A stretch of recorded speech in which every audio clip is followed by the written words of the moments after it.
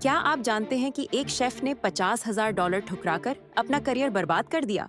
एक मशहूर रेस्टोरेंट के हेड शेफ को पता चला कि मालिक घोड़े का मांस परोस रहा था, प्रीमियम बीफ के नाम पर 400% ज्यादा मुनाफा कमाने के लिए।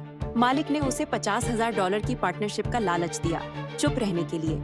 शेफ की माँ बीमार थी, पैसों की सख्त जरूरत थी, लेकिन वो रात भर सो नहीं सका।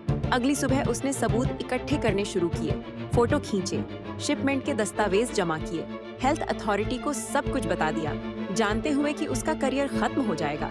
पहले तो उसे इंडस्ट्री से बैन कर दिया गया, लेकिन जांच में 12 रेस्टोरेंट का पूरा नेटवर्क पकड़ा गया। आज वो अपना फार्म टू टेबल रेस्टोरेंट चलाता है, ईमानदारी का बिजनेस। एक फैसले ने सब कुछ बदल दिया, क्योंकि सच्चाई हमेशा जीतती है।